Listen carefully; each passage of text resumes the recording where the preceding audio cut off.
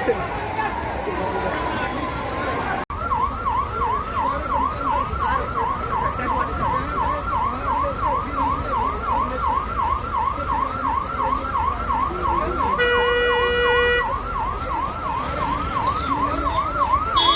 म्हणजे आता मी मांडण्याचा विषय ना, तर जो आमच्या जे क्वेश्चन येतात त्या क्वेश्चनची उत्तरं आम्हाला मंत्र्याला ते द्यायची असतात. तर सरकारच्या वतीनं आता जी आपली 8 बिलं आहेत त्या 8 बिलावर चर्चा होणार आहे. पण आता हा गोंधळ मात्र हा रोज सुरू आहे. कालपासून अधिवेशन सुरू झालेलं आहे आणि नीटच्या एक्झाममध्ये झालेला जो घोटाळा आहे किंवा पेपर लीकचं जे प्रकरण आहे ते अत्यंत सिरियस आहे आणि त्यामध्ये जे लोक सापडलेले आहेत त्या सगळ्यांना त्या जेलमध्ये पाठवलेलं आहे. त्यांना शिक्षा झाली पाहिजे अशी भूमिका आमच्या सरकारची आहे.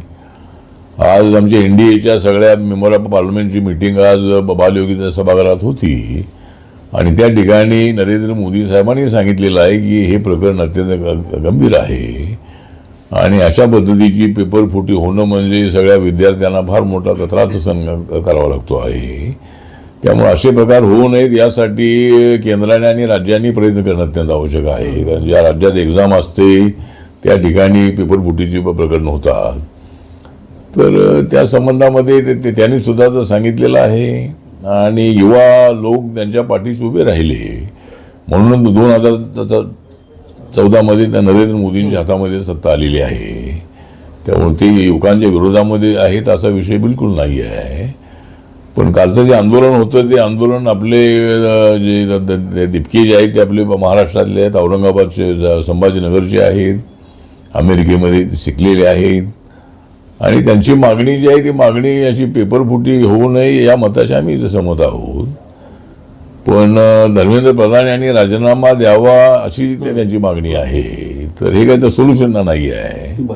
तर अशा पेपर फुटीची प्रकरणं होऊ नयेत यासाठी सरकारने काय करणं आवश्यक आहे. अशा पद्धतीचे मुद्दे मांडून सरकारसोबत चर्चा केली पाहिजे आणि आंदोलन केलं पाहिजे. आम्ही आंदोलनं केलेली आहेत, आम्ही लाट्या खाल्लेल्या आहेत, आम्ही ते जेलमध्ये गेलेलो आहोत.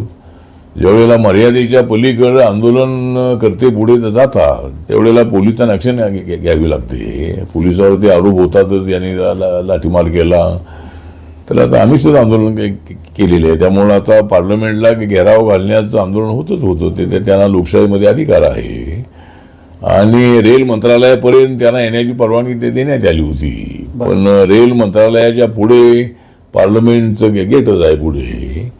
तर तिकडे जाण्याचा प्रयत्न ज्या वेळेला आपल्या आंदोलकांनी केला त्यावेळेला पोलिसांनी लाठीमार केलेला आहे. तर त्यामुळे याचा अर्थ त्याचं आम्ही समर्थन करतोय असं नाही. सर, जंतर मंतरवर सुद्धा लाठी चार्ज झाला आणि आसू आणि नळकांड्या आणि विशेष सांगायचं म्हणजे जंतर मंतरच्या बाहेर जेव्हा तरुण आले तर परिस्थिती अशी गंभीर होती की अश्रू धुळ्याच्या नरकांड्या जे सोडल्या आणि तरुणांवर आणि तरुणींवर जो म्हणजे लाठीचार्ज केला तर त्यामध्ये अनेक तरुण जखमी झाले.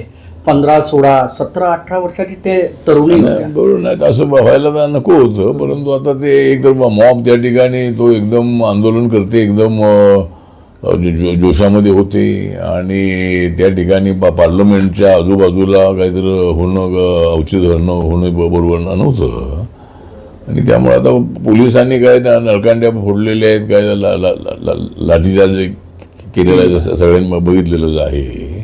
त्याची तर चौकशी होईल. जर पोलिसांनी चुकीच्या पद्धतीनं काम केलं असेल तर त्यांच्यावरती कारवाई होईल. पण अभिजित दिपके जे आहेत ते त्यांची मागणी आहे की जे धर्मेंद्र प्रधान जे शिक्षा मंत्री आहेत केंद्रीय त्यांनी राजीनामा द्यावा. आम्ही जोपर्यंत ते राजीनामा देणार नाही तोपर्यंत आम्ही आंदोलन आमचं सुरूच राहणार.